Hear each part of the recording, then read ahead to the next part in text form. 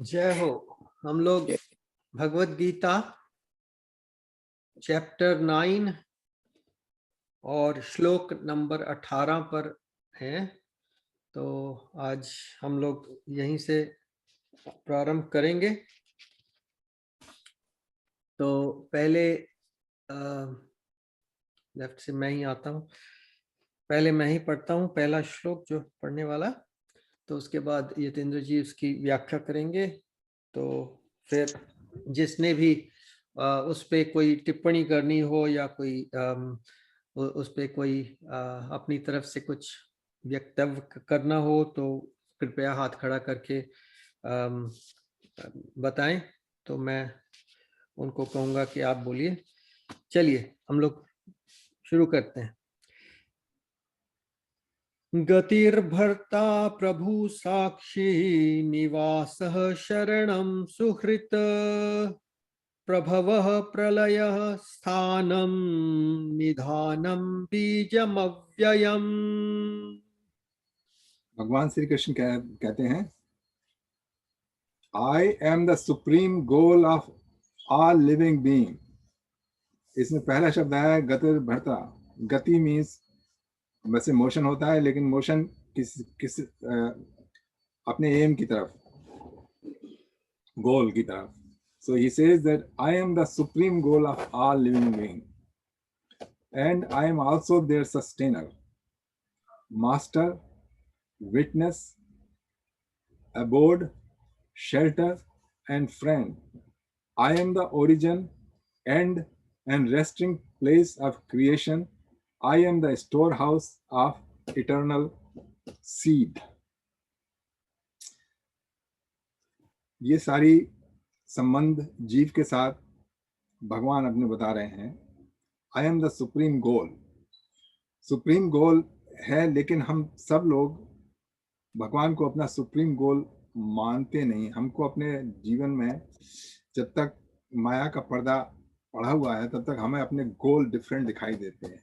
गोल किसी को अपना होता है कि मुझको रिच बनना है, किसी का गोल होता है किसी का फेमस बनना है, लेकिन अंत में जो गोल है वो प्राप्त करने योग्य गोल है, जिससे शांति मिल सकती है, शाश्वत शांति।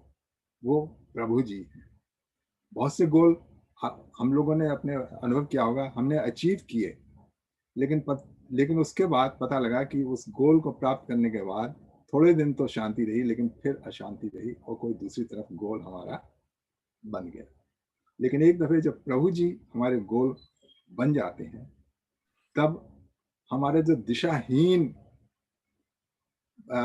लाइफ है उसको एक दिशा मिल जाती है कि ये मेरा गोल है। दूसरा बताया साक्षी, he is witness living as a atma in every बस। Nivasa, shelter, sharanam, and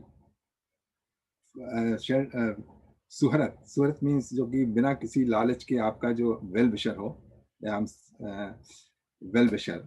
प्रभवा, origin, pralaya, and the end, and resting place of creation. I am the storehouse and eternal seed. क्योंकि प्रकृति में जो चेतन तत्व का जो बीज डाला था वो भगवान ने डाला था। भगवान के कारण होता है सृष्टि अपने बढ़ती है, पूर्णता को प्राप्त होती है, उसके बाद फिर क्षय की तरफ जाती है, उसके बाद अंत हो जाता है, उसके बाद फिर से दोबारा कल्प में उस प्रकृति को भगवान अपनी चेतना से सेचुरेट करके और फिर से पूरी सृष्टि होती है। मेरा ये इतना जितना मुझको कहना था वो समाप्त है। ओम जी कुछ कहने वाले? इसमें यतेंद्र जो आपने बताया है ना, इसमें अटूट श्रद्धा निरंतर होगी, तब तभी वगेगा, क्योंकि ये श्लोक पूर्ण श्लोक है। सब कुछ है भगवान की, वो सबको निवार कर दो कि भगवान के अलावा कुछ है ही नहीं। तो वही निरंतर भावना, वही श्रद्धा रहे तो ये मंगलदायक होगा, और जैसे आप बताया कि वो शाश्वत शांति मिल सकेगी इससे। बहुत बहुत बहुत सुंदर आपने, अच्छा, this is very nice clarification.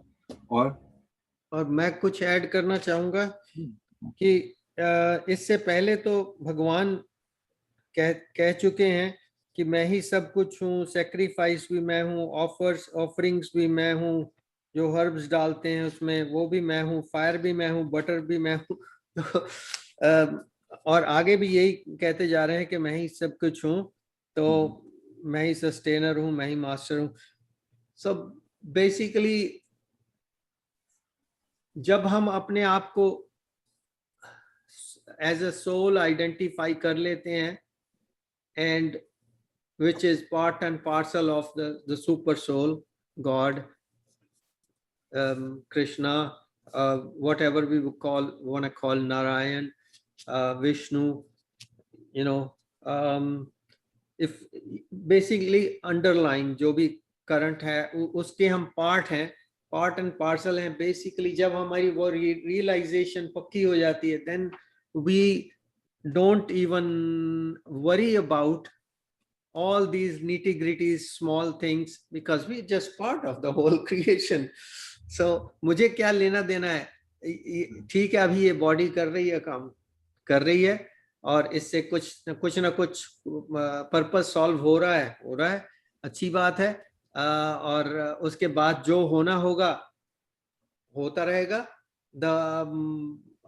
the current itself is flowing and getting things done, जैसे वो प्रकृति क्रियमाणानि गुणे कर्माणि वाला आ जाता है, उसी तरह से ये छोटा सा विचार मेरे मन में आया था, तो मैंने सोचा बता देता हूँ।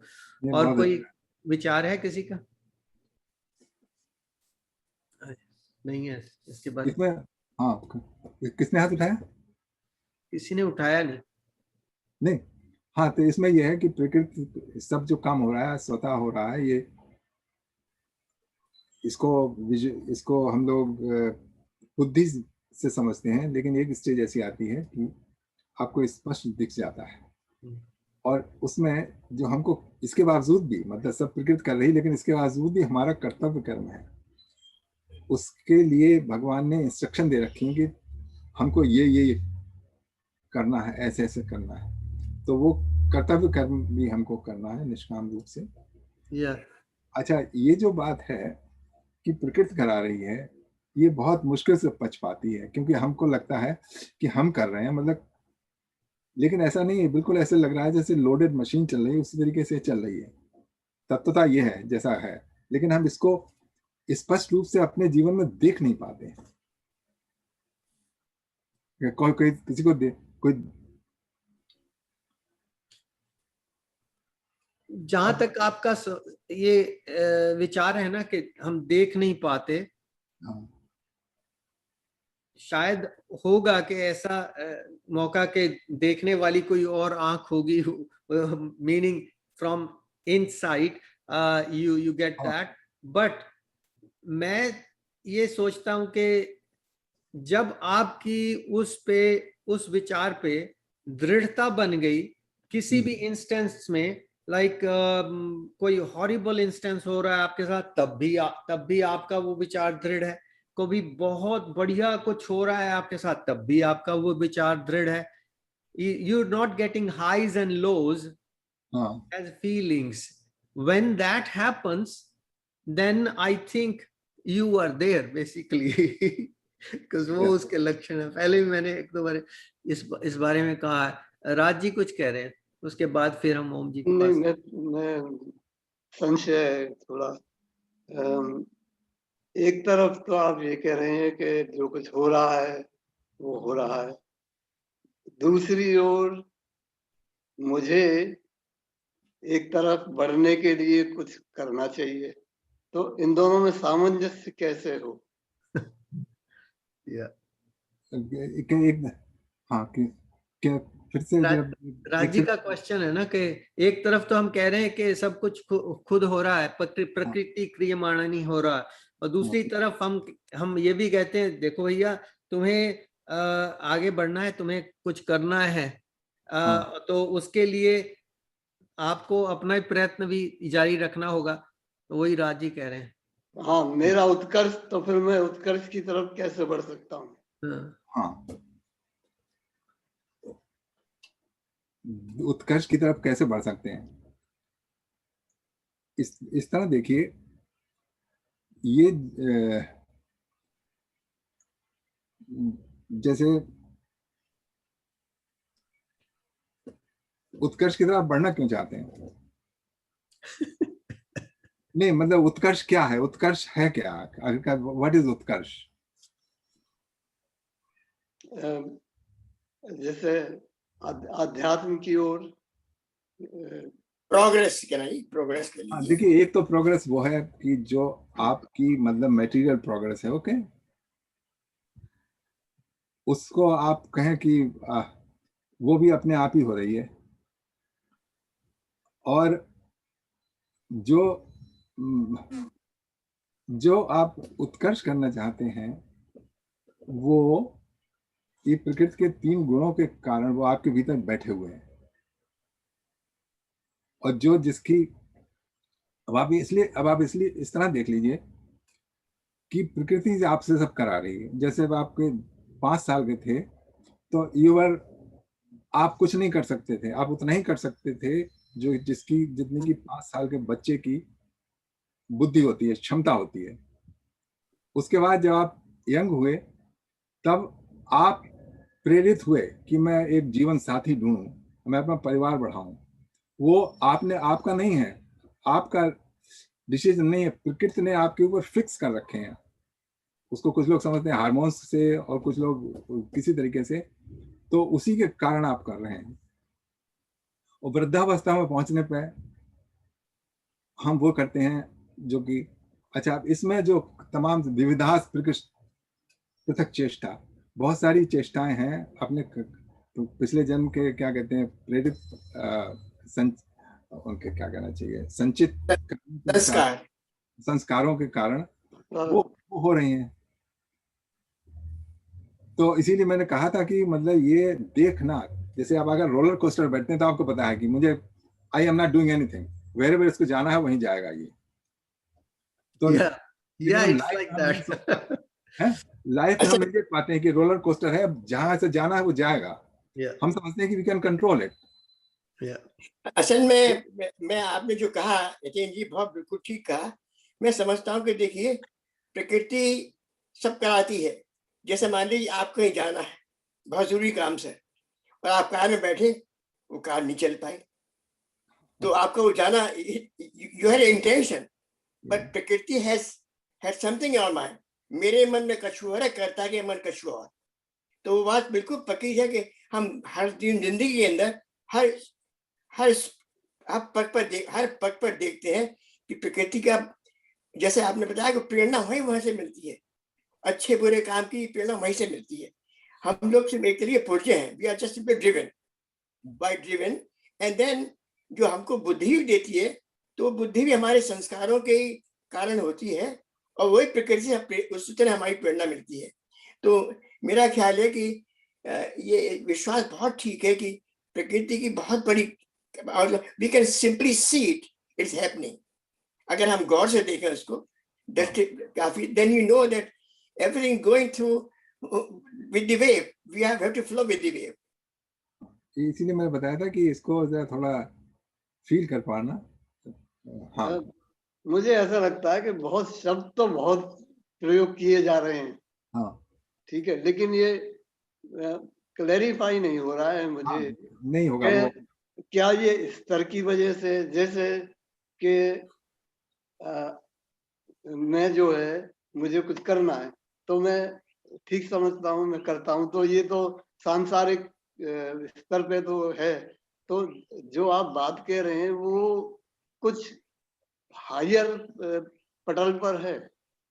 नहीं बिल्कुल बिल्कुल, जैसे कि नहीं जैसे कि विश्व बंधित, अब जैसे कहते हैं विश्व हमारा परिवार है, तो विश्व ये इसमें थोड़ी समझने की आवश्यकता है, क्योंकि जैसे मैंने सुना है कि विश्व बंधुत्व उन लोगों के लिए जो कि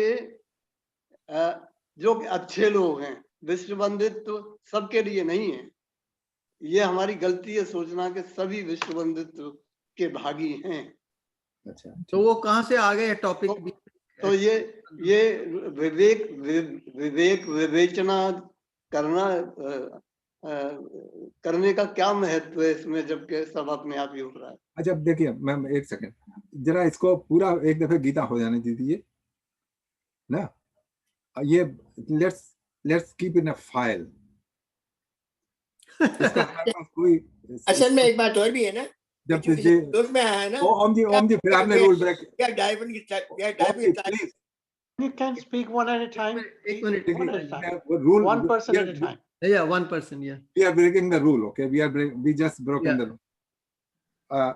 हाँ जी, तो मैं राज जी मैं बता रहा था कि अगर इतनी हम समझते हैं इसमें प्रॉब्लम है, अभी और श्लोक आएंगे ना वो भी हमारी समझ में नहीं आने के, उसकी आप बड़ी बड़ी व्याख्या कर लेंगे, शब्द जाल रच लेंगे, थोड़ा बहुत हो जाएगा, लेकिन वो भी पूरी तरह हमारे मानस पटल पे वो नहीं उतरने के हैं। Okay, so let's leave them at the moment.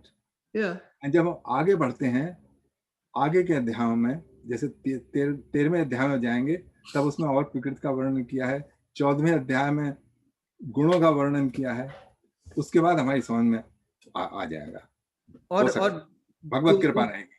दूसरी बात जो राज जी कह रहे हैं ना कि ये इतना कॉम्प्लिकेटेड क्यों है, मेरे हिसाब से it's very simple. If we again go back to the same thing, 3 gunas are doing things. So किसी टाइम पे जब भी आप कोई विचार करते हैं, कोई कार्य करते हैं, तो आप एक ना एक गुण जो है वो आपको प्रभावित करेगा, आपके मन को करेगा, शरीर को करेगा, कई चीजों को करेगा। सो उन गुणों द्वारा ही चल रहा है काम। एक्चुअली जो विचार आपके मन में आया कि हाँ ये ठीक है, वो नहीं ठीक है, वो भी गुणों द्वारा आया। राजसी विचार आ गया तो हाँ जी ठीक है, अगर सात्विक विचार आ गया तो फिर उससे ऊपर उठ गए आपने कहा ठीक है हाँ बंधुत्व का मतलब कि हाँ बंधुत्व, उसमें कोई हेर फेर वाली बात नहीं है, जो मर्जी हो जाए बंधुत्व राइट। बट ठीक है, आपके विचार राजसी विचार से अगर देखा जाए तो वो बंधुत्व सब जगह चलता नहीं है, लोग धोखाधड़ी करते हैं। हाँ, क्या आपका कहना है इस पर राज जी? नहीं, मैं ठीक है, हम आगे बढ़ सकते हैं, लेकिन मैं क्या कहने जा रहा था ध्यान नहीं रहा कि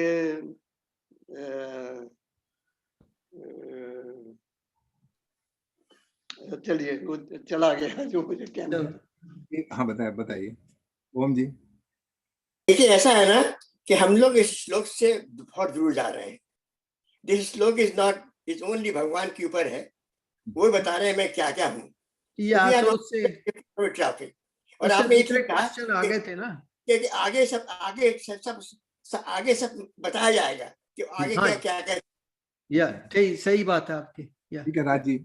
हाँ, मेरी समझ में आ गया, मतलब याद आ गया कि मैं ये कहने वाला था, जैसे कि अभी दीपक जी ने कहा, तो गुण तो है और गुणों के अनुसार ही इस समय जो करूंगा उस क्षण जो गुण या कॉम्बिनेशन काम कर रहा होगा उसके अनुसार तो मैं करूंगा ही।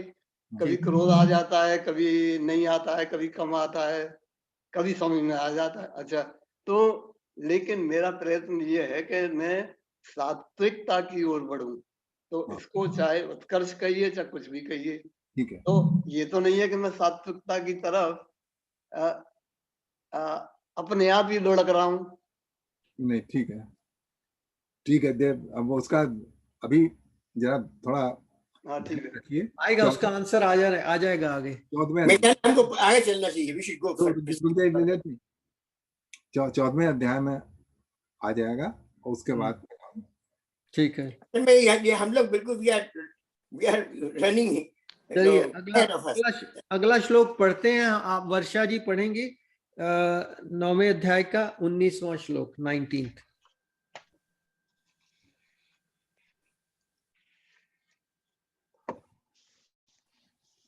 तपाम्यहं वर्षं निगृहामि उत्सृजामि च अमृतं चैव मृत्युश्च सदसच्चाहम् अर्जुन।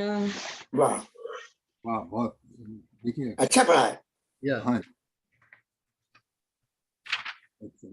हाँ, I radiate heat as the sun and I withhold as well as send forth rain. I am immortality as well as death personified, O Arjun, and I am the Sat and Asat. देखिए वर्षा जी ने पढ़ा और यहाँ वर्षा होने लगी। ये या अभी अभी हमारे तो हुई नहीं है। अच्छा, नहीं इस श्लोक में तब मैं वर्षा। तो देखिए इसमें कृष्ण भगवान बता रहे हैं कि मैं भी सूर्य रूप से जगत को तपाता हूँ, उससे क्या कहते हैं पानी ऊपर वर्षा होती है, वर्षा होती है और फिर उसे बरसाता हूँ। मैं मूर्तिमान, I am life and I am also death. तो ये सब तो ठीक है, लेकिन इसका जो आखिरी पार्ट है कि मैं सत और असत हूँ, हम इसके ऊपर विचार करेंगे। बाकी सब तो ठीक है कि असल में तो ये तो भगवान ने बहुत क्लियर कर दिया पहले ही पहले। देखिए एक सेकंड, फिर रूल ब्रेक हुआ यहाँ पर।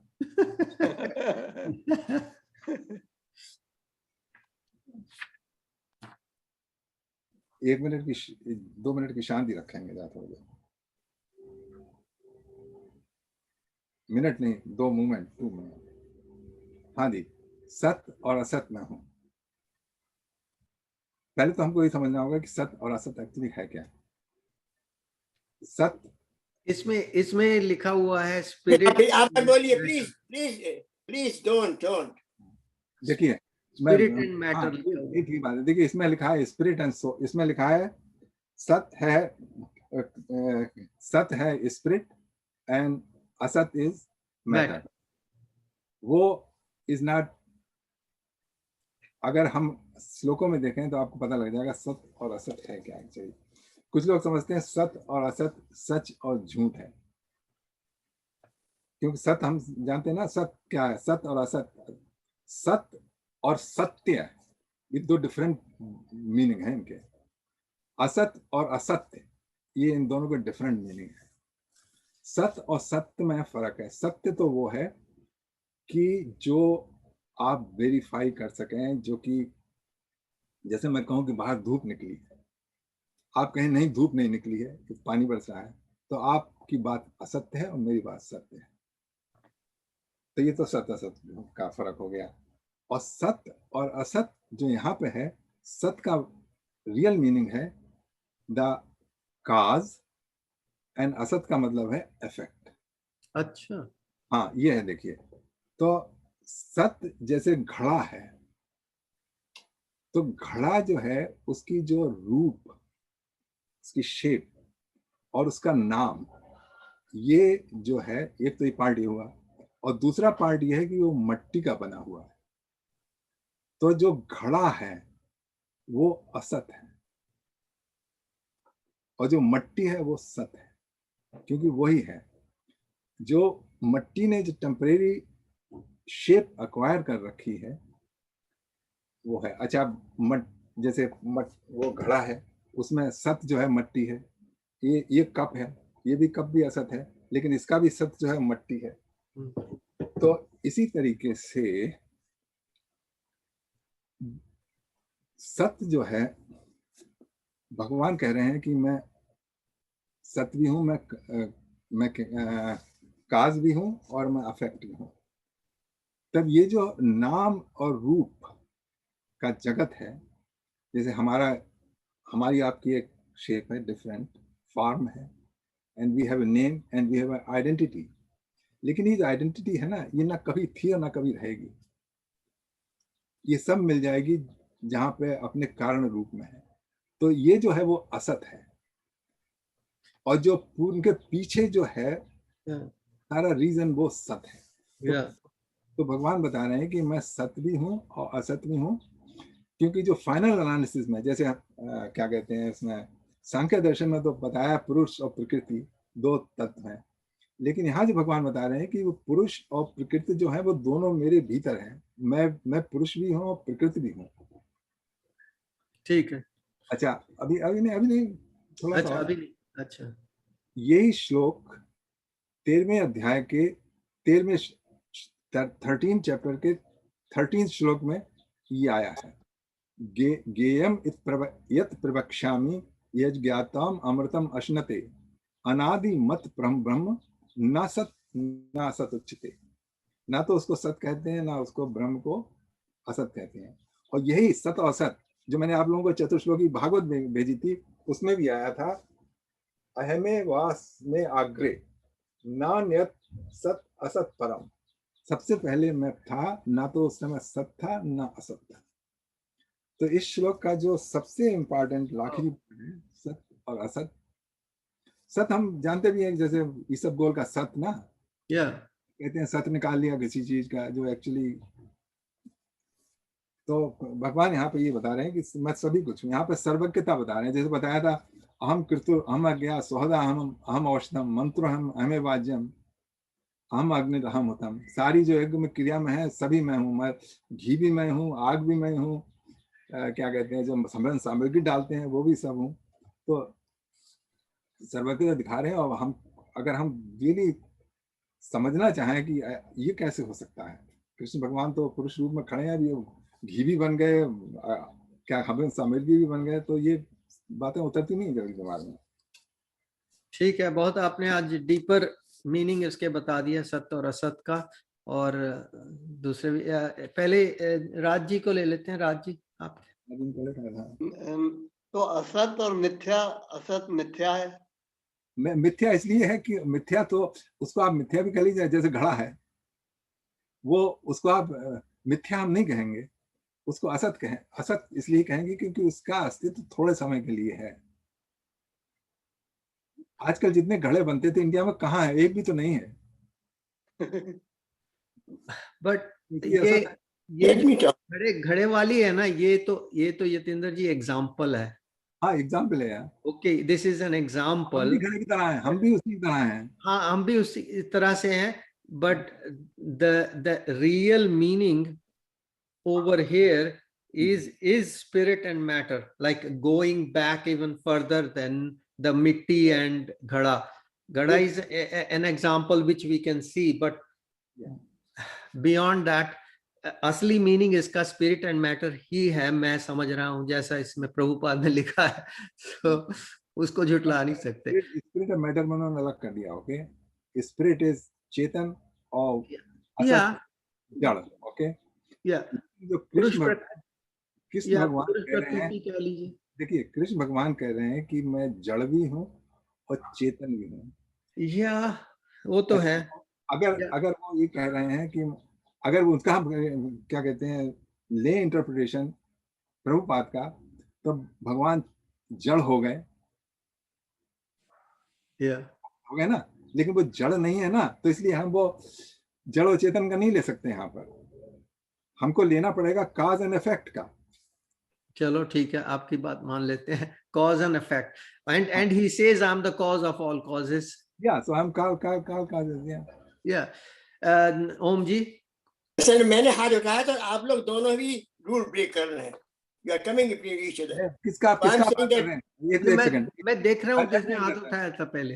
लेट मी, मैंने हाथ किसका, किस पे किया था? प्लीज आई एम नहीं, सेकंड। मैंने किया था लेकिन आया नहीं। जस्ट सेकंड, किसने रूल तोड़ा? असल में सत और असत का चक्कर ये है कि जैसे ये अद्वैतवाद वाले होते हैं वेदांती लोग, ये हमेशा कहते हैं घड़े की और मट्टी की, स्वर्ण की और ऑर्नामेंट्स की, ये बराबर बात करते रहते हैं बराबर भी। और असल में सारी बात है रूप और नाम।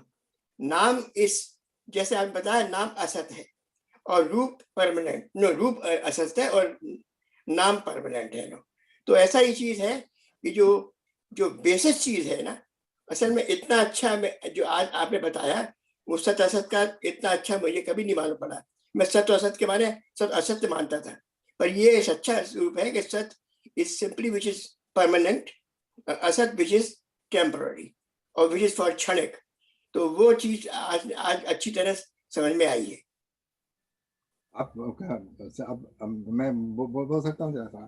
देखिए, नाम आपने बताया, रूप असत है और नाम सत है। एक्चुअली सत नाम सिर्फ एक है। ओके, जो संसार में जो नाम है वो भी असत है।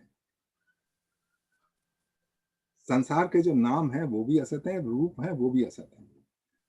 नाम सिर्फ एक सत है, लोग सिख लोग कहते हैं ना सतनाम, वाहेगुरु सतनाम श्री तो वो वाहेगुरु। सतनाम, हाँ वाहेगुरु, तो वो सतनाम जो है वो हम लोगों के नाम नहीं है, और जो आपने वस्तुओं के नाम दे रखे हैं वो सतनाम नहीं है। जो सतनाम है सिर्फ एक है, वो सत का है, भगवान का नाम।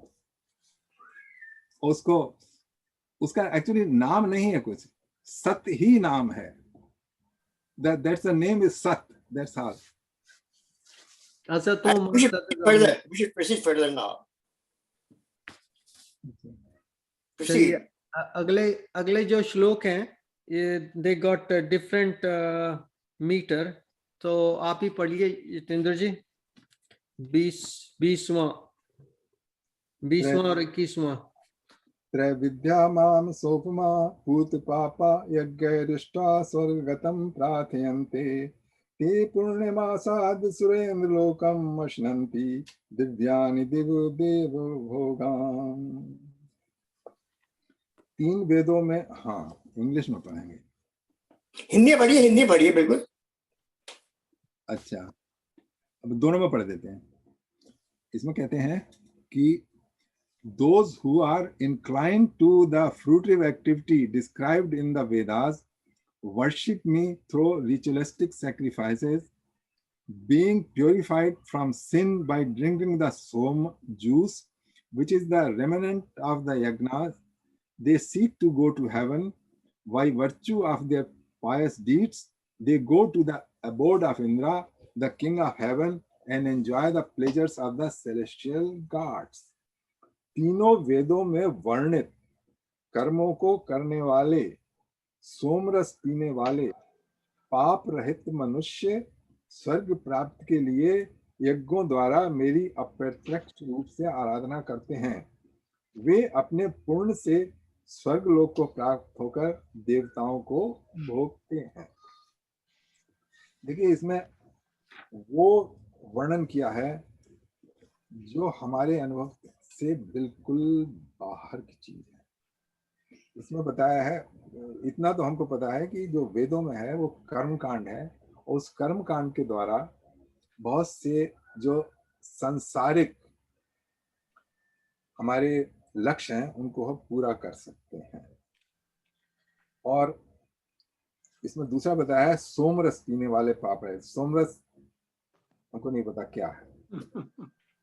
अच्छा, और यज्ञ भी आजकल नहीं होते, तो हमको यज्ञ की नहीं है कि, तो बस यही है कि इसका यही है कि जो तमाम सारे सकाम कर्म जो करते हैं यज्ञ वेदों के हिसाब से, वो अपने उनको पुण्य अर्जित करते हैं, और अपने पुण्य अर्जित करने के कारण वे स्वर्गलोक में जाते हैं और वहां बहुत सारे दिव्य भोग भोगते हैं। हाँ ओम जी। देखिए सोमरस का वेदों के अंदर बहुत वर्णन है। मेरे ख्याल में करीब 50-60 श्लोक सोमरस के ऊपर ही है, क्योंकि हर श्लोक के अंदर देवताओं का जो यजन करते हैं तो सोमरस बताते हैं। सोमरस एक तरह की जड़ी है, और जड़ी को कूटने पीसने का ही बड़ा विधान बनाया है। वो भी 20वें श्लोक में आया है कि किस तरह सोमरस बनाते हैं, और जब सोमरस को छानते भी हैं, और जब वो बन जाता है ना तो तब देवताओं का आह्वान करते हैं, और तभी जब देवता संतुष्ट होते हैं तभी उनकी यज्ञ की पूर्ण कामना होती है। तो सोमरस बहुत आया है। It is not a drink, it is a what you call, a जड़ी बूटी का सत है वो दैट इट इज। और उसकी विधि बताइए बार बार कि कैसे बनाते हैं, क्योंकि मेरे ख्याल में मैंने सारे वेदों में ही आया है सोमरस का, क्योंकि जहां भी पूजन का सवाल है तो सोमरस पहले आया है। पहले सोमरस बनाएंगे और उसका भी बार बार रिपीटेड होता है। तो somras is not a what you call, जैसे आपने बताया कि भी नहीं जानते हैं, वेदों ने सब बताया कि सोमरस क्या है, व्हाट इट इज। आप बता रहे थे it's not a liquid, it's not a liquid. No no, it's रस है, it's a liquid, but it derive from the from एक सोमरस की एक जड़ होती है, एक पेड़ होता है, उससे बनाते हैं, छाल से। लेकिन इसका छाल है। हाथ रेज करना है हमने, सरोज जी हमने हाथ रेज करना है जब बोलना उससे पहले। अच्छा ठीक है, हमारा नया रूल बन गया। ठीक है, बोलिए बोलिए। हाँ जी, इसमें ये थोड़ा सा अल्कोहलिक टच भी होता है सोमरस में। सुना है मैंने बहुत कि ये ऐसा होता है। This is called to be elixir, जैसे थोड़ा सा इसमें नशा होता है। नशा किसका होता है मुझे पता नहीं किसका होता है लेकिन इसमें नशा होता है। ये थोड़ा साधना के लिए। हेलो, या जयंती जी नोट कर रही हैं, मुझे लग रहा है कि जयंती जी ने ट्राई किया हुआ है सोमरस कभी। एक चीज और बता दूं, जब कोई प्रश्न पूछे ना, then first cut please let me do, और उसके बाद फिर आप कर सकते हैं। तो आपके प्रश्न का ये जो पूछ रही है ना, आंसर है we don't know at all, okay, and there is no use in speculating about it. We know what Vedas says. No, it is what Vedas says. हम तो बहुत सी चीजें जानते हैं, पर मैं बताऊं वेदों का कैसे बता रहा हूँ आपको। वेद जानते हैं। या ओम जी ने वेदों में पढ़ा हुआ है, और भी कईयों ने पढ़ा होगा। वेद में तो लिखा है, वेद में तो स्वर्ग लिखा है, सब चीजें लिखी हैं, लेकिन हमारे अनुभव के कंप्लीटली बाहर है। हम नहीं सोच सकते हैं। हमको ये भी नहीं पता है कि इसमें अल्कोहलिक ड्रिंक है, इसमें नशा आता है, इससे हेलुसिनेशन होते हैं, हमको ये कुछ नहीं पता है। So why do you know about it? Why do you worry about it? इसके ऊपर जैसे देखिए, ऐसा वेद तो बिल्कुल सबसे वेद अथॉरिटी ऑफ एनीथिंग, एवरीथिंग।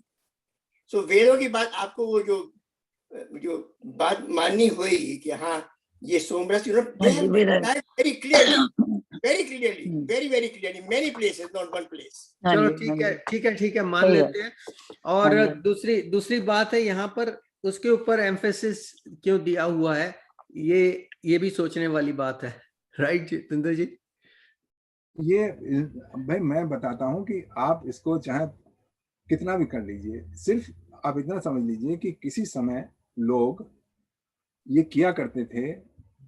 अब हम नहीं कर सकते इसमें से कुछ भी। ना तो हम, वेद में लिखा है, मुझे नहीं पता कि किसी ने सोमरस बनाया है या कहीं बिकता है। वेद में लिखा है, सत्य है, बिल्कुल सत्य, बिल्कुल मानते हैं। लेकिन इस कलयुग में कोई भी किसी को भी सोमरस कह के कर सकता है। मतलब अच्छा, प्लीज लेट मी। ओके। तो इसमें आपको जिस श्लोक से जो आपको टेक है आपकी, उसकी टेक सिर्फ इतनी है कि अगर पूर्ण कर्म करेंगे तो स्वर्ग की प्राप्त है, जैसे कि वेदों में किया जाता था। और ये जो है कृष्ण भगवान इसलिए बता रहे हैं कि ये सारे कर्म जो हैं ये फायदे के नहीं है। स्वर्ग में जाना कोई फायदे की चीज नहीं। अगला श्लोक अगर वेट करें ना, तो ये जो बात बताई है, this is not a good thing to do. श्लोक की बात बताई है, कृष्ण भगवान कहेंगे you don't do this. Okay, we got it. Okay, Raj ji से पूछ लेते हैं, क्या कह रहे हैं राज जी? नहीं, मैं तो ये कह रहा हूँ कि इसमें तीन वेदों का संदर्भ दिया है, तो चतुर्वेदी तो रहे ही नहीं। एक्चुअली वेद तो तीन ही है। अच्छा, सामवेद नहीं माने? हाँ, वो तो गाने का है। गाने का है गाने वाला का कोई इम्पोर्टेंस नहीं। म्यूजिक साधन तो वही है। साधन तो वेद तो वैसे वेद तो बहुत है। धनुर्वेद है, आयुर्वेद है। तो वेद तो शब्द है कि जो टू नो नॉलेज। सही बात। देखिए, या उषा जी कुछ पूछ रही हैं? उषा जी, आपका माइक नहीं ऑन है। Mic please. मेरी बुद्धि के मुताबिक, मेरे को ज्ञान तो नहीं है, मेरी बुद्धि के मुताबिक ये रस की बात करते हैं। आई थिंक रस इज ए ब्लिस। मैं उसमें बिलीव करती हूँ कि जब ब्लिस अंदर आती है, वो ही उसी को ही रस मानकर इंसान पीता और उसमें मस्त हो जाता है। अच्छी बात है। अच्छा, ये तो बहुत ठीक है, बिल्कुल ठीक है, ये बिल्कुल ठीक है जी। हाँ, क्योंकि उसको ना इंटॉक्सिकेशन सा हो जाता है। ऐसे तो हम जब भजन वगैरह गाते हैं उसमें भी बहुत रस लेते हैं। समझिए कि ब्लिसी वही हो गया, सोमरस ही हो गया। लेकिन वो वर्डली मीनिंग यही है ना कि उसमें वो होता है, थोड़ा सा अल्कोहलिक होता है। अदरवाइज ये है, इनका कहना बिल्कुल ठीक है। ये इनर जो हमारी सोल है, वो रिलैक्स करती है, वो एंजॉय करती है, और हमें वो लगता है कि हमारी साधना सफल हो गई है। अच्छा, ओम जी कुछ कह रहे हैं? हाँ, देखिए ऐसा है, नितिन जी बताया था कि हमको कुछ चीजों का बिल्कुल all not practical things, but जो भी बता रहे हैं भगवान कि हाँ दिव्य लोग श्लोक दिव्य स्वर्ग में जाते हैं, तो it is also a kind of saying we have not gone to swarg, we do not what it swarg is, so everything is kind of exemplary. We don't have any experience of anything which is been described here. None whatsoever. Okay, अगला श्लोक अब चलते हैं। मतलब हाँ जी, अगले श्लोक पे चलिए, आप ही पढ़ लीजिए। एक सेकेंड, मैं अभी गूगल सर्च कर रही थी, वो कहते हैं this is a nectar of gods. हाँ, ये तो गूगल पे बहुत है, आप ना यूट्यूब पे सर्च करिए थोड़ा सा कि सोमरस योगी और द समथिंग लाइक दैट। एक आया था बंदा, जी ये पेड़ है, मैं इसके नीचे खड़ा हूं, देखिए ये ना सोम पेड़ है, इसके हम लोग सोमरस बनाते हैं। वो कह रहा है, वो कोई स्वामी जैसा बना हुआ है बड़ा, तो देखिए मैं बिल्कुल हष्ट पुष्ट रहता हूँ इससे सोमरस। तरह तरह के विचार मिलेंगे, वीडियो मिलेंगे, असलियत क्या है कुछ पता नहीं। खास करके ऐसे युग में बहुत सी चीजें लुप्त हो जाती हैं, छुप जाती हैं, और हम लोग जस्ट ढूंढते ही रहते हैं कि ये मिल जाए, वो मिल जाए, हमारा कुछ उद्धार हो जाए, कुछ हो जाए। पर आगे वो कह रहे हैं कि यतेंद्र जी के अभी ये सब ऊपर वाली बात है, अभी डीपर बात इससे आगे बोलने वाले हैं लॉर्ड कृष्ण। हाँ ठीक है, आपने बताया ना, तो हम सोमरस का नहीं छोड़ते हैं। जैसा कि ओम जी ने बताया कि there is a procedure there, this is specific thing it described in Vedas, but वो नॉलेज लुप्त हो चुकी है, इसलिए अब इसमें कोई let's leave it whatever we think about it. चलिए अगला श्लोक पढ़ लीजिए आप ही यतेंद्र जी। एतं भुक्त्वा स्वर्गलोकं विशालं क्षीणे पुण्ये मृत्युलोकं विशन्ति एवं त्रयी धर्मम् अनुप्रपन्ना गतागतं काम कामा लभन्ते। वे उस स्वर्गीय विषय सुख को भोग कर पूर्ण क्षीण होने पर फिर इस मृत्युलोक में गिरते हैं। इस प्रकार वैदिक कर्मकांड से उन्हें क्षण भंगुर सुख की ही प्राप्त होती है, वे जन्म मृत्यु रूप चक्र में पड़े रहते हैं। जो पिछले श्लोक में जो अचीवमेंट किया वो टेम्परेरी अचीवमेंट था, उस अचीवमेंट से कोई आपको लॉन्ग टर्म फायदा नहीं हुआ, क्योंकि फिर भी मृत्युलोक में आके और फिर भी कर्मों के बंधन में बंध के चक्कर ही चलता ही रहेगा। और गीता का उद्देश्य है कि आपको इस चक्कर से छुटा के तो अब असली बात आई यहाँ पर। हाँ जी पढ़ लीजिए, कोई अब तो रेगुलर है। हाँ जी, अगला श्लोक राज जी पढ़ेंगे, 22वां।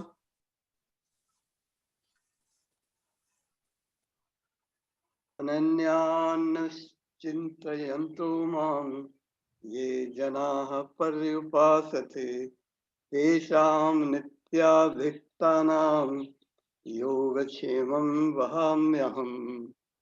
परंतु जो मनुष्य अनन्य मन से मेरे दिव्य रूप का चिंतन करते हुए भक्ति भाव सहित मेरा भजन करते हैं, उनके योग क्षेम का मैं स्वयं वहन करता हूँ। अब ये देखिए, पिछले 2 श्लोकों से हटके यहाँ पे बताया है भगवान के ऊपर श्रद्धा और उनके ऊपर ही डिपेंड करना जो है, वो जब हम करने लगते हैं तो भगवान खुद ही हमारे सारे जो हैं योग और क्षेम, इसमें योग क्षेम का बताया है। योग तो सभी जानते हैं, योग जो हम करते हैं अपने साधना, क्षेम उसको कहते हैं टू मेंटेन, क्योंकि हम योग करते हैं लेकिन हम योग से गिरते रहते हैं।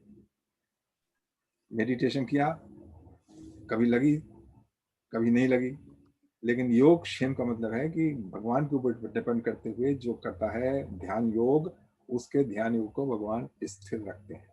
ये हुआ योग क्षेम का मतलब। अच्छा, संसारिक मतलब ये हुआ कि जैसे आपकी संसार की यात्रा है वो सुचारू रूप से चलती रहती है, it's A kind of insurance. जो इंडिया में लाइफ इंश्योरेंस कॉर्पोरेशन का जो लोगो है उसमें ये है शब्द योग क्षेम वहाम है, उसमें ऐसे करके वो दिया हाथ दिए और दिया है और श्लोक है योग क्षेम वहाम अहम। इसमें इंग्लिश में है but those who always worship me with exclusive devotion meditating on my transcendental form, to them I carry what they lack and I preserve what they have. Yes, ठीक है। हाँ जी, मैं कहूँगा। हाँ जी, कौन जी? देखिए ऐसा है ना, यही श्लोक बार बार शरणागति को अग्रसर करता है। 8वें अध्याय का अंत में यही है, जो मेरा अंतर आत्मा से मेरा भजन करता है वो मेरा प्रिय भक्त है, वो योगी है। तो वही बार बार भगवान ने शरणागत की और भक्ति की काफी जोर से कहा है कि देखो यही करो, this is no other way. तो पूरी गीता के अंदर भक्ति और शरणागति इसकी पूरी साधना है हर तरह। वो ज्ञान योग की भी जो परिपक्वता है वो भी भक्ति है। तो मैं ये कहना चाहता था बराबर कि ये बराबर भक्ति और शरणागत का ही सारा सार है। गीता देखिए, गीता है वांछा कल्प तरु के समान है। कल्प तरु एक स्वर्ग जो वैकुंठ में एक पेड़ होता है, उससे आप एक ही पेड़ होता है, उसमें सब तरह के फल मिल जाते हैं, जो भी मांगे वो मिल जाता है। जैसे यहाँ पे तो आम के पेड़ लगाने के लिए आम के पेड़ पे नारंगी नहीं लगेगी, तो लेकिन वहां ऐसा है कि उसमें आम भी लगते हैं उसी में। तो गीता है कल्प तरु की तरह, इसमें आप जो चाहें वो फल निकाल लीजिए। अगर आपका भक्ति में है तो आपको चुने हुए श्लोक मिल जाएंगे भक्ति के लिए। अगर आपको ज्ञान का है तो ज्ञान के मिल जाएंगे। अगर आपको कर्म का है तो कर्म, आप गीता का उदाहरण देके आप कर्म कांड का वो कर्म मार्ग को आप प्रूव कर सकते हैं। जैसे अभी आपने भक्ति और शरणागत को किया, उसी तरीके से जो ध्यान योगी हैं वो ध्यान और उसके मार्ग को कर देते हैं। तो ये तो ठीक है, आपने पॉइंट आउट कर दिया। सॉरी यार, म्यूजिक चल रहा है यहाँ।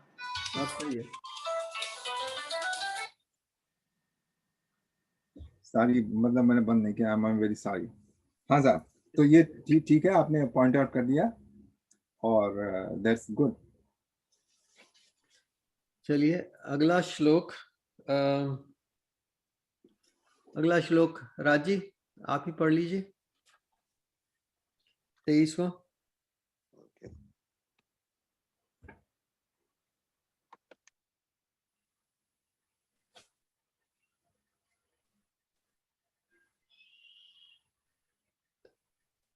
राजी राजी आपका ऑन नहीं है, सॉरी मैंने देखा नहीं, सॉरी। या ये अन्य देवता भक्ता यजन्ते श्रद्धयान्विताः तेऽपि मामेव कौन्तेय यज्यन्त्य विधिपूर्वकम्। हे अर्जुन, जो सकाम भक्त श्रद्धा सहित अन्य देवताओं को यज्ञ द्वारा उपासते हैं, वे भी मेरी ही उपासना करते हैं, परंतु उनकी वो आराधना अविधि पूर्वक है, अर्थात यथार्थ ज्ञान से युक्त नहीं है। जो देवता भी फल देते हैं अपने भक्त को, वो भी कृष्ण भगवान के द्वारा ही देते हैं, क्योंकि देवताओं में अपनी शक्ति नहीं है कोई भी फल देने की। उनको जो शक्ति मिली हुई है वो भगवान से ही मिली हुई है। It is delegated authority. और वही कृष्ण भगवान बता रहे हैं कि वो करते तो हैं दूसरे देवताओं की पूजा, लेकिन यथार्थ रूप में वो मेरे ही कर रहे हैं, लेकिन बाय अविध पूर्वक, बाय इनडायरेक्ट वे। ये बहुत क्लियर स्ट्रोक है, आगे क्लियर हो जाएगा पूरा। या चलिए अगले 2 श्लोक मैं पढ़ता हूं। अहम ही सर्व यज्ञानां भोक्ता च प्रभुरेव च न तु माम अभिजानन्ति तत्त्वेनातश्च पश्यन्ति ते।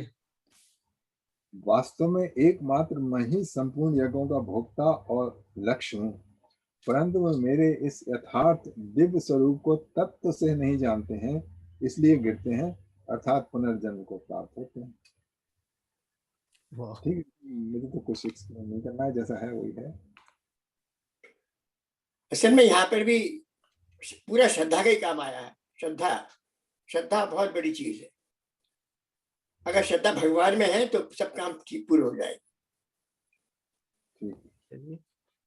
वो तो अच्छी बात है, पर यहाँ पर वो कह रहे हैं कि आई am the only enjoyer and master of all sacrifices, therefore those who do not recognize my true transcendental nature fall down. तो यहाँ पर सबसे बड़ी बात यह है कि हम उनकी ट्रांसेंडेंटल नेचर को नहीं जानते हैं। हमारा ये लक्ष्य होना चाहिए कि हम भगवान की ट्रांसेंडेंटल नेचर को जानने की कोशिश करें। भगवान की ट्रांसेंडेंटल नेचर को जानने के लिए क्या उपाय है, वो और पहले अपनी ट्रांसेंडेंटल नेचर भी जाने, फिर भगवान की भी जाने। आपने मेरी बात कह दी मतलब। Yes. आप जब तक आपके पास अगर आप you want to measure something okay by a scale, और है 0.001 बना आपको मेजर करना है, और आपका स्केल है जिसमें 0.01 है, तो वो मेजर नहीं कर पाएगा ना। अच्छा। इस तरीके से ट्रांसेंडेंटल मतलब जो आपकी बुद्धि से परे है, ट्रांसेंडेंटल का मतलब ये होता है। ठीक। हाँ जी राज जी। असल में वो जब उसको जब बुद्धि से परे है ना, ओम जी पहले हाउ कैन अंडरस्टैंड जो बुद्धि के परे है। ओके, चलिए वो हमें हाथ खड़े करने वाला हमें याद रखना पड़ेगा ओम जी। हाँ चलिए कोई बात नहीं, ठीक है। वहाँ बुद्धि से परे है, ये भी बात ठीक है आपकी। जब भगवान बुद्धि क्षेम जब प्रदान करेंगे तो तब बात बनेगी, और इसीलिए वो ध्यान और प्रार्थना सब कुछ चल रहा है। राज जी आप कुछ कहने जा रहे थे ना? इसका मैं ये नहीं प्रश्न है कि इसका प्रूफ है कोई कि फल अच्छा ही होगा, या ये केवल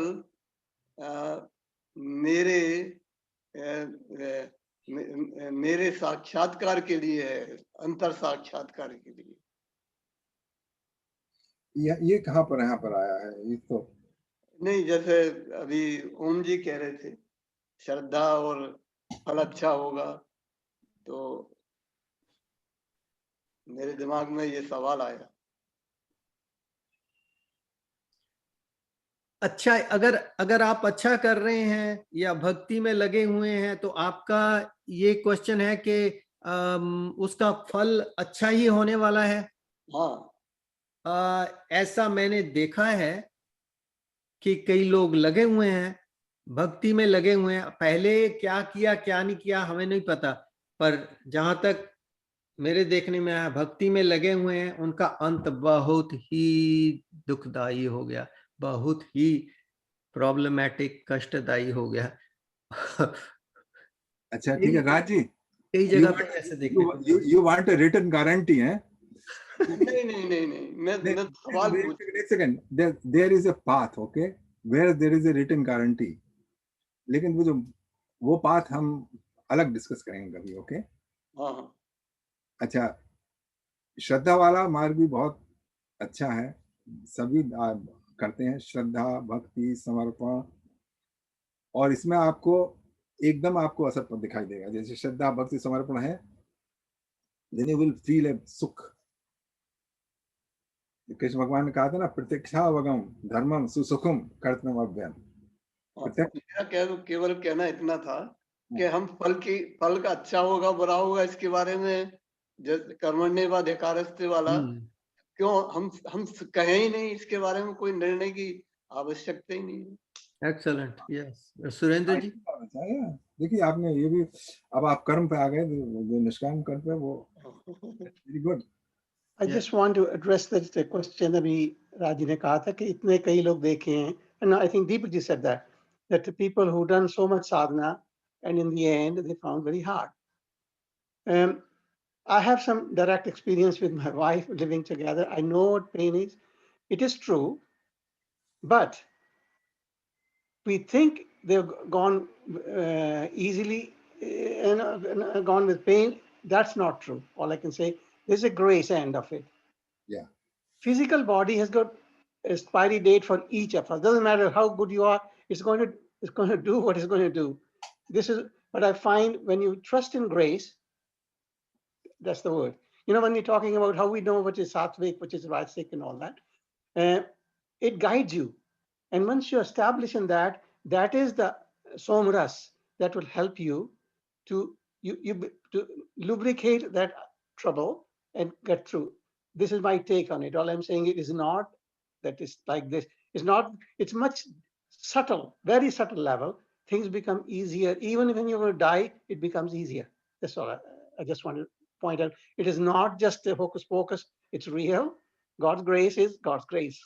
So I just want to say that. Even if the end is difficult, or well, I mean, I don't have to go to. I know my wife's end was difficult. I know that. Yet there was a lot of grace around it. I'm not advertising. I'm just assuring you that each of us is going to die. Each of us. So it's not somebody's going to live here forever. The fact I'm saying, if you're done in your sadhana regularly and you're established bit by bit at your best. I don't want to lecture any of you. I'm just saying, I'm sharing my part. That is a big thing, big thing for you to see through. Thank you. Yeah. There is no guarantees. Basically, बाद में फिर बोले, हाथ उठाया नहीं आपने हाथ नहीं उठाया, बोल दिया आपने. किसने? मैंने हाथ उठाया था, आप बीच में बोल दिए थे. नहीं, मैं तो कोऑर्डिनेटर हूँ ना. मैं तो बोल सकता हूँ किसी भी. देखिए, दो आदमी एग्जम्प्ट हैं इस रूल से. एक तो दीपक जी, एक मैं. चलिए ओम जी. देखिए, ऐसा है ना, ये सब प्रारब्ध पर है. छाया जी कुछ पूछ रहे हैं. प्रारब्ध है तो भोगना पड़ेगा. आप साधना करेंगे तो अच्छा है, अच्छा आप पे आगे होगा, तो वो साधना कभी बेकार नहीं जाएगी. भगवान ने विश्वास किया कि जो पुण्य तेने किया है वो बिल्कुल प्रिजर्व, आई गारंटी इट. पर जो प्रारब्ध में लिखा है, आपने कितने ऋषि मुनि देखे होंगे, रामकृष्ण परमहंस कितनी पीड़ा थी उनको. तो एक दफे उनसे स्वामी विवेकानंद ने कहा कि भगवान, आप तो खुद छोड़ सकते कि नहीं, मैं प्रारब्ध में विश्वास करता हूँ और मुझको जितना भी कष्ट है इसी में भोग लेना चाहिए. तो ये प्रारब्ध बहुत बड़ी चीज है. इसका हमको we don't have to worry about it. It's happening. हमें जो करना है वो करेंगे. जो हमें श्रद्धा, जो भी हमारे पास साधना है वो करते जाए. उसका जो होगा वो देखा जाएगा. ठीक है जी. अच्छा, और अगला श्लोक 25वां श्लोक. यान्ति देवव्रता देवान् पितॄन् यान्ति पितृव्रताः भूतानि यान्ति भूतेज्या यान्ति मद्याजिनोऽपि माम्. देवताओं को पूजने वाले देवताओं को प्राप्त होते हैं और पितरों को पूजने वाले पितरों को प्राप्त होते हैं. भूतों को पूजने वाले भूतों को प्राप्त होते हैं और मेरे भक्त मुझको ही प्राप्त होते हैं. मुझे कुछ नहीं कहता है इसके अलावा. इसमें अब आप लोग डिस्कस करना हो कर लीजिए. That's all it is. Krishna भगवान कह रहे हैं जो देवता का पूजा करते हैं वो अपने देवता को रखते हैं. जैसे सूर्य नारायण की कोई पूजा करे तो सूर्य लोक में चला जाएगा, लोग बताते हैं. और पितरों की जो पूजा करते हैं वो अपने पितरों से मिल जाते हैं जाके. भूतों की पूजा करने वाले भूतों से, और जो भगवान की करते हैं वो भगवान को प्राप्त होते हैं. सो सीधा साधा है और ना तो सीधा साधा. ठीक है. अगला श्लोक बहुत जबरदस्त श्लोक है. 26वां श्लोक. पत्रम पुष्पम फलम तोयम यो मे भक्त्या प्रयच्छति तदहं भक्तुपहृतं श्यानामि प्रत्यात्मनः. भक्त प्रेम भक्त के साथ पत्र पुष्प फल जल आदि जो कुछ भी मेरे अर्पण करता है मैं उसे प्रीत सहित खाता हूँ. तो क्या लास्ट टाइम आपने भोग लगाया था तो प्लेट खाली हो गई थी कि नहीं? नहीं, भगवान ने खा लिया, अब भगवान ने, आपने खाया, भगवान ने खाया।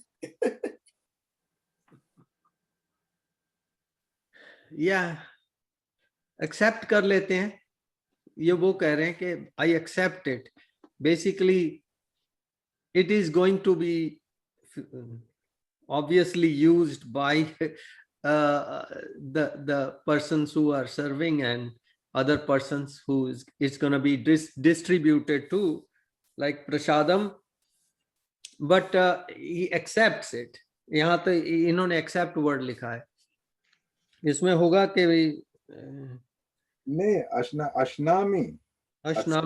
अशनामी मीन्स ईट।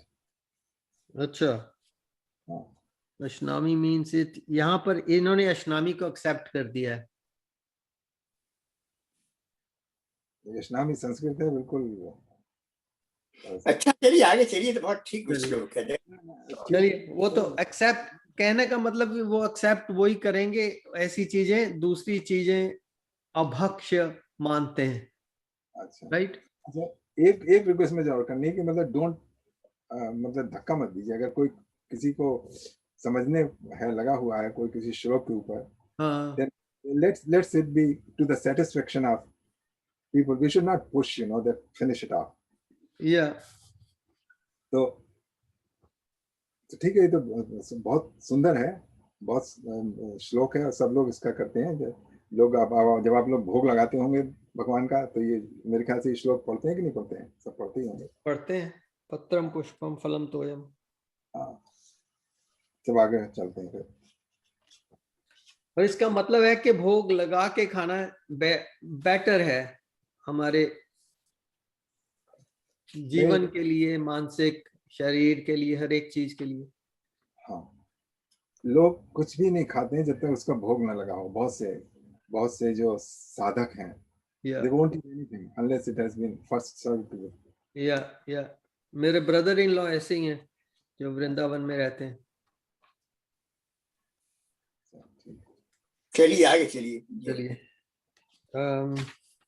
अगला श्लोक वर्षा जी पढ़ लीजिए, 27वां।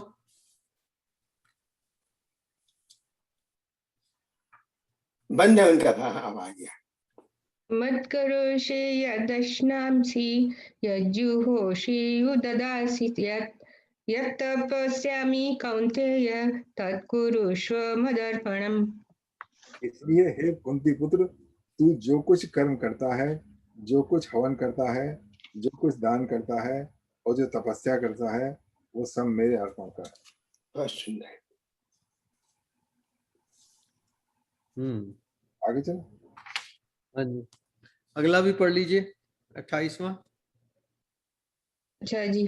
शुभाशुभ फलैरैव मोक्षसे कर्म बंधनै संन्यास योग युक्तात्मा विमुक्तो मामुपैष्यसि। इस प्रकार तू संपूर्ण शुभ अशुभ कर्म फलों से छूट जाएगा और फिर इस संन्यास योग से युक्त चित्त वाला मुक्त होकर मुझको ही प्राप्त होगा। इसमें ये बता रहे हैं शुभ और अशुभ दोनों कर्मों से छूट जाएगा, लेकिन जो आप समर्पण कर रहे हैं वो अशुभ कर्म करेंगे क्यों, है ना? इस प्रकार तो संपूर्ण शुभ और अशुभ कर्म फलों से छूट जाएगा। तो जो भगवान को अर्पण कर रहा है वो कोई अशुभ काम तो करने से रहा। तो यहाँ पे मेरा मतलब अशुभ कर्म का बता रहे हैं, जो तुमने पहले अशुभ कर्म कर रखे हैं उनसे भी छूट जाओगे। ठीक है? या अर्जुन को समझा रहे होंगे कि भी अगर तुम्हें लगता है कि किसी तुम्हारे अपने भाई बंधुओं को मारना, एनाहिलेट करना युद्ध में अशुभ कर्म है, तो अगर वो भी समझते हो तो उससे भी मुक्ति दिलवा दूंगा। ठीक है, ऐसा भी हो सकता है। बट आपकी बात ठीक लग रही है मुझे कि जो पुराने अशुभ कर्म है हाँ, संचित जो है उनसे उनसे भी मुक्ति मिलेगी। ठीक है, तो इसके बाद 29वां आप पढ़ लीजिए यतेंद्र जी। समोहम सर्वभूतेषु न मे द्वेष्यो अस्ति न प्रियः ये भजन्ति तु मां भक्त्या मयि ते तेषु चाप्यहम्। मैं किसी से द्वेष नहीं करता और ना किसी का पक्षपात करता हूँ। जीव मात्र में मेरा समभाव है, परंतु जो प्राणी भक्ति भाव से मेरी सेवा करते हैं वे मेरे प्रिय मुझ में ही स्थित हैं और मैं उनका प्रेमी उनमें हूँ।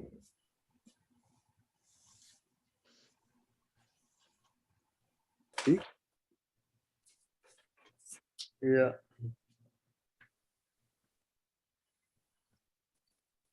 ओम जी कुछ आपको कहना है इसमें? नहीं बिल्कुल ठीक है, बहुत अच्छा है, बिल्कुल नहीं, इसमें तो बिल्कुल क्लियर है कि भगवान तो बिल्कुल वो निष्पक्ष है, वो तो बिल्कुल का उनको तो पक्ष का सवाल ही नहीं है लेने का। I am also a friend to them, to him. यही है ना in the end। आप कह रहे हैं सब में मैं बराबर हूँ, ना तो मेरे को है, लेकिन still I have special place for my भक्त। क्योंकि भक्त ने पूरा शरणागति दे दी ना भगवान ने कि मेरे आपके सिवाय कोई है ही नहीं मेरे लिए। ठीक है, चलिए एक और श्लोक कर लीजिए। राज जी कुछ पूछना चाहते हैं? राज जी कुछ कह रहे हैं? हाँ, प्रश्न ये है कि तो समदर्शी का क्या मतलब है?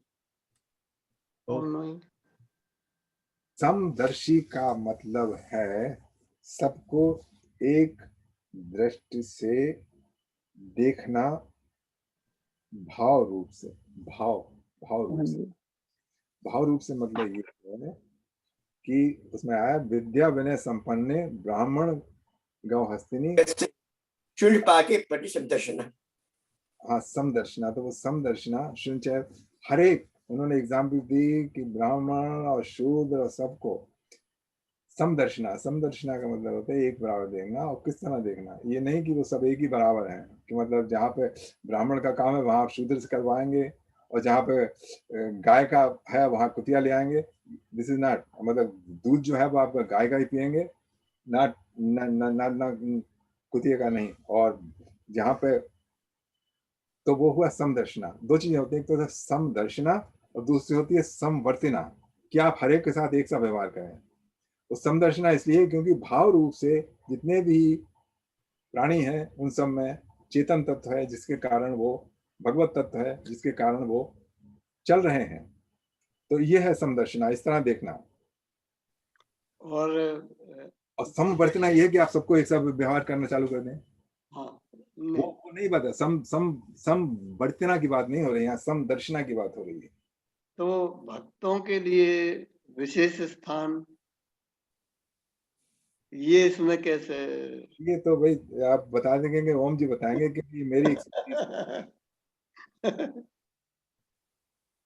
असल में देखिए ये तो श्रद्धा के ऊपर है, पूरा श्रद्धा। और एक बात है, देखिए ये ऐसा विश्वास है कि देखिए कि जब आप सोचता है कि भाई मेरा कुछ है ही नहीं, when you are going on a drift on a boat in the ocean, और कहते हैं कि अब तूफान आ रहा है, तो उसके बाद आपको छोड़ना ही पड़ेगा भगवान को, because you cannot do something। अगर वही स्थिति आदमी की आए तब उसको ज्ञान होगा। बहुत से लोग कहते हैं कि देखिए भगवान के दर्शन कैसे होते हैं, क्या वो डुबो दो उसको पानी के अंदर, जब वो सांस के घबराता है ना, ऐसी अगर आदमी श्रद्धा हो भगवान के लिए, तड़पन हो, तो सब काम ठीक हो जाए। और धीरे धीरे वो आती है, धीरे धीरे आती है, क्षण है, एकदम नहीं आएगी, धीरे पता नहीं कितने संजम लगेंगे, पर वो आएगी, जरूर आएगी। नहीं, ये तो मेरा कर्म रहा ओम जी, हम भगवान के बारे में बात कर रहे हैं। कुछ कहना चाहती हैं? तो भगवान कह रहे हैं उस पर प्रश्न कर रहा हूं मैं अपने, वो तो जानता हूं जो आपने कहा वो तो ठीक है, लेकिन भगवान समदर्शी भी हैं और विशेष स्थान मेरे लिए है अगर मैं भक्त हूं तो। प्रश्न ये है। या ये जबरदस्त क्वेश्चन है एक्चुअली इनका कि भगवान समदर्शी भी है, तो how does he manage that? तो उषा जी पूछना कुछ हाँ जी, जवाब उषा जी भी कुछ कह रही हैं। इसका उत्तर तो होगा ही। माइक ऑन कर लीजिए उषा जी, आवाज नहीं आ रही। मैंने कहा ये तो हर जगह पे आता है, समदर्शी है नाम तिहारो। भगवान समदर्शी है, वो सबको एक बराबर देखता है, ना वो किसी का पक्ष लेता है ना वो किसी के अगेंस्ट जाता है। जैसी जैसी किसी की जिज्ञासा होती है, जैसी जैसी किसी का भाव होता है, जैसे जैसे किसी के कर्म होते हैं, उसके मुताबिक उसको उसका उसका काम चलता है। जितनी जिज्ञासा बढ़ती जाएगी उसी तरह से भगवान उसके ऊपर दयालु होते रहेंगे। उन्होंने एक जैसा सबको देखना है, नो मैटर व्हाट, किसी का पक्ष नहीं लेना। भगवान ने तो अपनी माँ का भी पक्ष नहीं लिया था। भगवान तो सबको एक जैसा देखता है। That's what I think. I don't know. ठीक है, आपकी बात वो ठीक है कि जिज्ञासा जैसे जैसे बढ़ती जाएगी तो भगवान उसको वैसे वैसे ही उसको हेल्प करेंगे उस दृष्टि से। और इसीलिए वो ये पार्ट उन्होंने छोड़ा हुआ है जीव के ऊपर के तुम खुद ही देखो अपनी तुम्हारी जिज्ञासा किस तरफ जा रही है। ये उन्होंने डिपेंड ऑन यू अपने आप अपने ऊपर है। या अच्छी बात है, आपने अच्छा पॉइंट दिया। दीपक जी 4:35 हो गए। 4:30 हो गए हैं, तो इसके बाद हम लोग चलो हम लोग 29 कर लिया है, तो यहीं पर वाइंड अप करें हम लोग आज का। बिल्कुल बिल्कुल कर दीजिए। तो 30th से अगली बार शुरू करेंगे। जय हो। Mary, if you can let me, I take leave at this point. I have to go to my daughter's house. अच्छा जी। But I take your blessings from each of you. Thank you for being in my life. I'm grateful. So I just thought, asked you, give me your blessings. I'm 81 today. Yes, कोई आयुष्मान वाला मंत्र कोई बोल दीजिए। ये जैसे आपको I welcome. All good vibrations are always welcome. Thank you. और all the blessing to your daughter and Real. all the best. Yeah, thank We want to Sundar ji were also. Thank you. happy birthday. yeah, we can sing happy birthday if everybody likes. I can't give you cake, but Yeah, but at least we can sing that. नहीं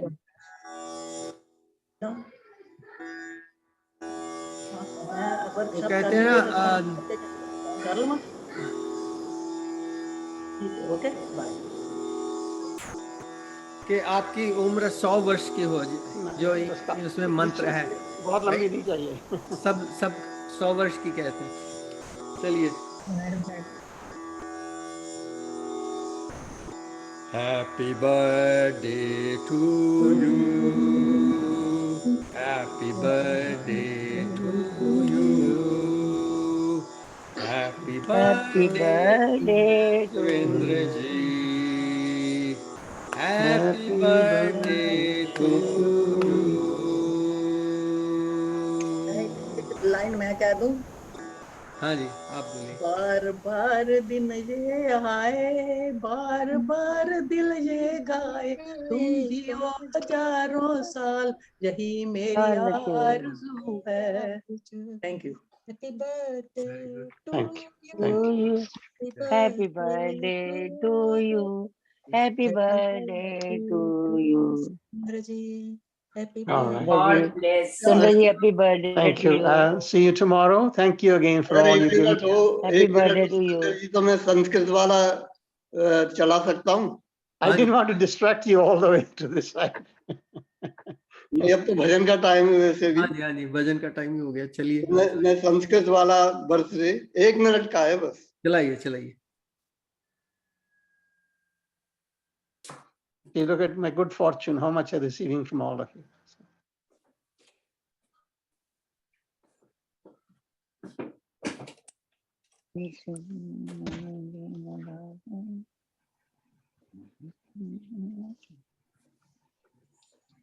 हरिओम। माननीय सर्वेभ्यः प्रधानमन्त्रिभ्यः जन्मोत्सवस्य हार्दाः शुभाशयाः। जन्मदिनमिदं ऐ प्रिय सखे शन्दनोतु ते सर्वदा मुदं प्रार्थयामहे भव सदायुषी ईश्वरः सदा त्वां च रक्षतु पुण्यकर्मणा कीर्तिमर्जया जीवनं तव भवतु सार्थकं जन्मदिनमिदम् ऐ प्रिय सखे शन्दनोतु ते सर्वदा मुदं सर्वदा मुदं सर्वदा मुदं। हरि ओम। Oh, Very nice. it's beautiful, really. Look at, I can't thank you enough. Take care, and Okay. I'll see you tomorrow. Thank you Yeah. again. Bless you. Yeah. Enjoy the rest of your day. Thanks. I will. Thank you. Okay. चलिए